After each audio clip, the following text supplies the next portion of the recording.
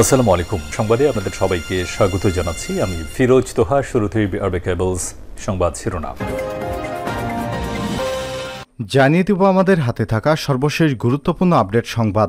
দেশে কোনো বিচার নেই বলে অভিযোগ করেছেন বিএনপির জাতীয় স্থায়ী কমিটির সদস্য গয়েশ্বরচন্দ্র রায়। এরপর জানিয়ে দেব গণতন্ত্র প্রতিষ্ঠায় ঐক্যবদ্ধ আন্দোলন চায় জামাত ইসলাম।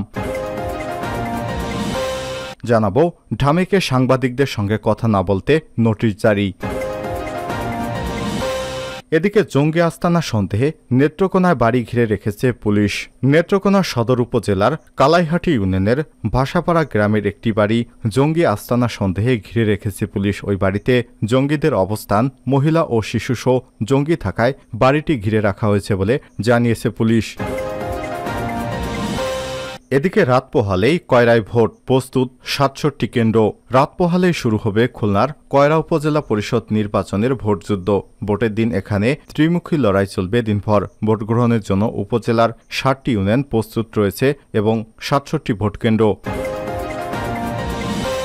এবং সর্বশেষ জানিয়ে দেব কেন এখনও মোদিকে অভিনন্দন জানায়নি পাকিস্তান। তৃতীয়বারে ভারতের প্রধানমন্ত্রী হিসেবে রবিবার শপথ গ্রহণ করতে যাচ্ছেন নরেন্দ্র মোদি। নির্বাচনে বিজেপির জোটের জয়ের পর বহু রাষ্ট্রপ্রধানেরা মোদিকে অভিনন্দন জানিয়ে টেলিফোন করেছেন।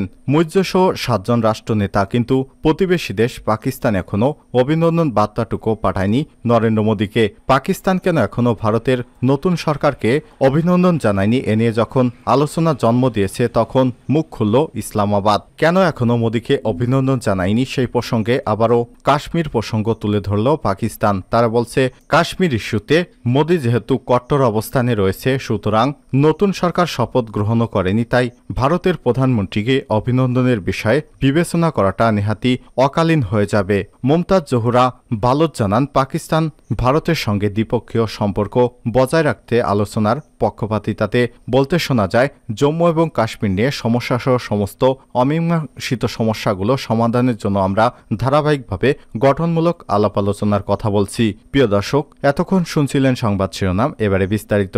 তবে তার আগে বন্ধুরা, আপনি কোন স্থান থেকে আমাদের সংবাদটি দেখছেন কমেন্ট করে জানিয়ে দিন এই সংবাদ সম্পর্কে আপনার মূল্যবান মতামত। প্রিয় দর্শক, আপনি যদি আমাদের চ্যানেলে নতুন হয়ে থাকেন, ভিডিওটি দেখতে দেখতে চ্যানেলটি সাবস্ক্রাইব করে রাখুন, যাতে করে আমাদের লেটেস্ট আপডেট সংবাদগুলো সবার আগে আপনার কাছে পৌঁছে যায়। এবারে বিস্তারিত। দেশে কোনো বিচার নেই গয়েশ্বর। দেশে কোনো বিচার নেই মন্তব্য করে বিএনপির জাতীয় স্থায়ী কমিটির সদস্য গয়েশ্বরচন্দ্র রায় বলেছেন, প্রধানমন্ত্রী শেখ হাসিনা যতদিন ক্ষমতায় আছেন ততদিন মনে হয় খালেদা জিয়া মুক্তি পাবেন না। তিনি বলেন, দেশের এমন কোনো কারাগার নেই যেখানে আমাদের কর্মীরা বন্দী নেই। এই আটক একটি বাণিজ্য, ধরে আনতে পারলে বাণিজ্য, আত্মীয় স্বজনেরা দেখা করতে এলে টাকা, খাবার দিতে গেলে টাকা, আদালতে এনে রিমান্ডে নেওয়ার জন্য টাকা, এরকম অনেক খাত আছে। প্রশাসন এখন ব্যবসায়িক প্রতিষ্ঠান, এটি জনগণের নিরাপত্তার জন্য নয়, খুনি দুর্নীতিবাজ এবং লুটেরাদের রক্ষা করার জন্যই প্রশাসনের কাজ। শনিবার ৮ জুন বিকেলে রাজধানীর নয়াপল্টনে দলের কেন্দ্রীয় কার্যালয়ের সামনে ঢাকা মহানগর দক্ষিণ বিএনপি আয়োজিত বিএনপির চেয়ারপারসন বেগম খালেদা জিয়া, বিএনপি নেতা ইঞ্জিনিয়ার ইশরাক হোসেন এবং স্বেচ্ছাসেবক দল ঢাকা মহানগর দক্ষিণের সভাপতি জহিরুদ্দিন তুহিন সহ রাজবন্দীদের মুক্তির দাবিতে এক মানববন্ধনে তিনি এসব কথা বলেন। মানববন্ধনটি বিএনপির কার্যালয় থেকে শুরু হয়ে ফকিরাপুল বাজার পর্যন্ত বিস্তৃত হয়। তিনি বলেন, আজকে বিচারের আগেই পুলিশ হাত পা ভেঙে বিচার করছে। থানায় ঢুকে ছাত্রলীগের কর্মীরা পুলিশের সামনে বিএনপির নেতাকর্মীদের পেটাচ্ছে। গয়েশ্বরচন্দ্র রায় আরও বলেন, জনগণের নিরাপত্তা দিলে আইনশৃঙ্খলা বাহিনীর নিরাপত্তা থাকে না। যেখানে সরকারি ভেজাল সেখানে প্রশাসন নির্ভেজাল কিভাবে থাকবে? যে দেশে আইনের শাসন নেই সে দেশে জনগণ কিভাবে বিচার পাবে? কার কাছে বিচার চাইবে? বিচারপতি স্বাধীন নয়, সরকারের বিরুদ্ধে রায় দিলে দেশ ত্যাগ করতে বাধ্য করা হয়। আপনারা জানেন, এর আগে প্রধান বিচারপতি এসকে সিনহাকে বাংলাদেশ থেকে কিভাবে দেশ থেকে বাধ্য করেছিল সরকার। তারপরও সেই বিচারপতিরাই তাকে সালাম দিচ্ছেন। এ সময় তিনি বলেন, আজকে যুক্তরাষ্ট্র কোনো রাষ্ট্র আমাদের দেশের কারো বিরুদ্ধে স্যাংশন দিলে তা জাতির জন্য লজ্জার, কিন্তু সরকার লজ্জা পায় না।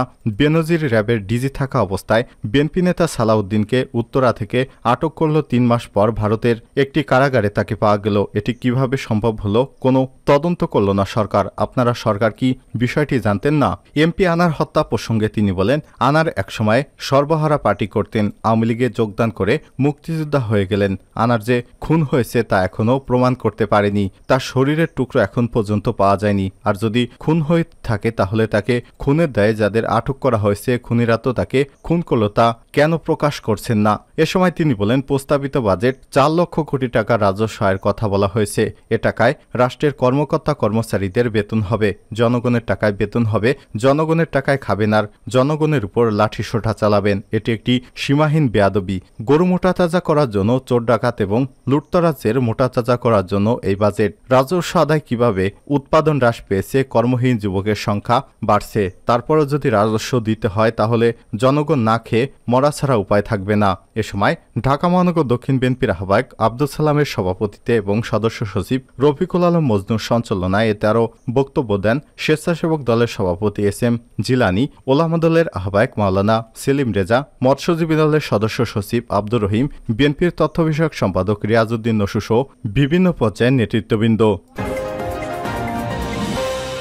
গণতন্ত্র প্রতিষ্ঠায় ঐক্যবদ্ধ আন্দোলন চায় জামাত ইসলাম। দেশে গণতন্ত্র ভোটাধিকার প্রতিষ্ঠায় সরকার বিরোধী সব রাজনৈতিক শক্তিকে নিয়ে ঐক্যবদ্ধভাবে আন্দোলন সংগ্রাম গড়ে তুলতে হবে বলে মন্তব্য করেছেন জামাত ইসলামের সহকারী সেক্রেটারি জেনারেল মাওলানা আব্দুল হালিম। তিনি বলেন, দেশের জনগণ আওয়ামী লীগের জুলুম নির্যাতন এবং নিপীড়ন থেকে মুক্তি চায়। জাতির এই দুঃসময়ে জামাত ইসলাম রাজপথে নামতে প্রস্তুত, কিন্তু অনৈক্য এবং বিভেদ তৈরি করতে একটি মহল বিভ্রান্ত সৃষ্টি করার অপচেষ্টা করছে। আন্দোলনে অনৈক্য বিভেদ সৃষ্টি হয়, কারোই এমন কোনো বক্তব্য বিবৃতি দেওয়া উচিত নয়। শনিবার 8 জুন দুপুরে জাতীয় প্রেস ক্লাবে বহুদলীয় গণতন্ত্র শয্যা এবং আজকের বাংলাদেশ শীর্ষক আলোচনা সভায় এসব কথা বলেন মাওলানা হালিম। বিএনপির প্রতিষ্ঠাতা প্রয়াত রাষ্ট্রপতি জিয়াউর রহমানের 43তম শাহাদাত বার্ষিকী উপলক্ষে বাংলাদেশ লেবার পার্টির উদ্যোগে এই সভা অনুষ্ঠিত হয়। মাওলানা আব্দুল হালিম বলেন, শহীদ জিয়াউর রহমান সংবিধানে বিসমিল্লাহ সংযোজন করে আল্লাহর প্রতি আস্থা এবং বিশ্বাস যুক্ত করেছেন। তিনি বিভেদ বিভাজন নয়, ঐক্যবদ্ধ জাতি গঠনে কাজ করেছেন। বাম ডান সব শ্রেণী পেশার মানুষকে ঐক্যবদ্ধ করেছেন। সব দলকে সংসদে আনার ব্যবস্থা করেছেন। সব দল মতের শক্তিকে ঐক্যবদ্ধ করে বাংলাদেশে গণতন্ত্র, ভোটের অধিকার এবং আইনের শাসন প্রতিষ্ঠা করেছেন। বর্তমানেও গণতন্ত্র এবং মানুষের ভোটাধিকার প্রতিষ্ঠায় ঐক্যবদ্ধভাবে আন্দোলন সংগ্রাম গড়ে তুলতে হবে। সবাই বিএনপির যুগ্ম মহাসচিব সৈয়দ মোয়াজ্জেম হোসেন আলাল বলেন, তৎকালীন রাষ্ট্রপতি জিয়াউর রহমানের উদ্যোগে যখন বাংলাদেশে বহুদলীয় গণতন্ত্র পুনঃপ্রতিষ্ঠা হয় তখন আওয়ামী লীগ আবার এদেশে রাজনীতি করার অধিকার ফেরত পেয়েছিল। এছাড়াও শহীদ জিয়ার উদারতায় দেশে ফেরত এসে রাজনীতির হাল ধরেছিলেন শেখ হাসিনা। ফলে শেখ হাসিনা এই দেশের মাটিতে রাজনীতি করার এবং রাষ্ট্রীয় ক্ষমতায় যাওয়ার সুযোগ পেয়েছেন জিয়াউর রহমানের হাত ধরে। সভাপতির বক্তব্যে লেবার পার্টির চেয়ারম্যান মুস্তাফিজুর রহমান ইরান বলেন, যারা মুক্তিযুদ্ধ ও বাংলাদেশের স্বাধীনতায় বিশ্বাস করে না তারাই শহীদ জিয়াউর রহমানের বিরুদ্ধে বিষোদ্গার এবং বিভ্রান্তিকর বক্তব্য বিবৃতি দিতে পারে। শহীদ জিয়া এদেশে বহুদলীয় গণতন্ত্র প্রবর্তন না করলে আওয়ামী লীগ, বিএনপি এবং জামাত ইসলাম লেবার পার্টির জন্ম হতো না। ঢামেকে সাংবাদিকের সঙ্গে কথা না বলতে নোটিশ জারি। ঢাকা মেডিকেল কলেজ হাসপাতাল ঢামেকের কর্মকর্তা এবং কর্মচারীরা এখন থেকে কর্তৃপক্ষের অনুমতি ছাড়া গণমাধ্যমে সাক্ষাৎকার কিংবা বক্তব্য দিতে পারবেন না। হাসপাতালের পরিচালক ব্রিগেডিয়ার জেনারেল মোহাম্মদ আসাদুজ্জামান এ বিষয়ে একটি নোটিশ জারি করেছেন। গত সপ্তাহের মঙ্গলবার 4 জুন এই নোটিশ দেওয়া হয়, তবে বিষয়টি জানাজানি হয় আর শনিবার 8 জুন। নোটিশে বলা হয়েছে, সংশ্লিষ্ট সকলের অবগতির জন্য জানানো যাচ্ছে যে ঢাকা মেডিকেল কলেজ হাসপাতালে আগত বিভিন্ন ইলেকট্রিক এবং প্রিন্ট মিডিয়ার প্রতিনিধিদের সঙ্গে হাসপাতালে কর্মরত কর্মকর্তা ও কর্মচারীরা কর্তৃপক্ষের অনুমতি ব্যতীত সাক্ষাৎকার বা বক্তব্য প্রদান থেকে বিরত থাকার জন্য অনুরোধ করা হলো। এ বিষয়ে ঢামেকে কর্মরত কয়েকজন কর্মকর্তার নাম প্রকাশ না করা সত্ত্বে সংবাদ মাধ্যমকে জানিয়েছেন। এর আগেও হাসপাতালে বেশ কয়েকজন পরিচালক এসেছেন, তারা এ ধরনের কোনো নোটিশ দেননি। বর্তমান পরিচালক এ ধরনের নোটিশ কেন দিলেন এ বিষয়ে আমরা কিছু বলতে পারছি না, এটার জবাব তিনি ভালো দিতে পারবেন। প্রসঙ্গত, এই চিঠিটি যেদিন পরিচালক ইস্যু করেন সেদিন ঢাকা মেডিকেল থেকে নবজাতক চুরির অভিযোগ পাওয়া যায়। এই ঘটনায় ভুক্তভোগীর বাবা একটি মামলা দায়ের করেন শাহবাগ থানায়। তবে এ বিষয়ে সাংবাদিকদের সঙ্গে ক্যামেরাম্যানের সামনে কথা বলেনি হাসপাতালের পরিচালক। জঙ্গি আস্তানা সন্দেহে নেত্রকোনায় বাড়ি ঘিরে রেখেছে পুলিশ। নেত্রকোনা সদর উপজেলার কালাইহাট ইউনিয়নের ভাসানপাড়া গ্রামের একটি বাড়ি জঙ্গি আস্তানা সন্দেহে ঘিরে রেখেছে পুলিশ। ওই বাড়িতে জঙ্গিদের অবস্থান, মহিলা এবং শিশুসহ জঙ্গি থাকায় বাড়িটি ঘিরে রাখা হয়েছে। শনিবার 8 জুন দুপুরে প্রাথমিক তল্লাশি চালায় পুলিশের একটি বিশেষ টিম। এ সময় একটি ভারতীয় পিস্তল, 17 রাউন্ড গুলি এবং একটি ডামি AK-47 বন্দুক উদ্ধার করা হয়েছে। এর আগে শুক্রবার 7 জুন রাতেই গোপন সূত্রের খবরের ভিত্তিতে শনিবারে এই অভিযান চালায় পুলিশ সদস্যরা। তবে বাড়ির ভেতরে বোমা থাকতে পারে এ ধারণায় ময়মনসিংহ থেকে বোমা ডিসপোজাল ইউনিট এসেছে। স্থানীয় লোকজন জানায় ওই বাড়িতে মহিলা এবং শিশু রয়েছে। পুরুষ জঙ্গি থাকতে পারে বলেও ধারণা করা হচ্ছে। নেত্রকোনায় পুলিশ সুপার ফয়েজ আহমেদ ঘটনাস্থলে থেকে জানান, বাড়ির মালিক হোসেন অবসরপ্রাপ্ত ইঞ্জিনিয়ার ডক্টর আব্দুল মান্নান। তার বাড়ি নেত্রকোনার আটপাড়া উপজেলার শরমশিয়া ইউনিয়নের নোয়াপাড়া গ্রামে। তিনি গাজীপুরে থাকেন। তিনি আরও জানান, 2 বছর আগে বাড়িটি আরিফ নামের এক ব্যক্তিকে ভাড়া দেওয়া হয়েছে, তবে তাকে এখনও পাওয়া যায়নি।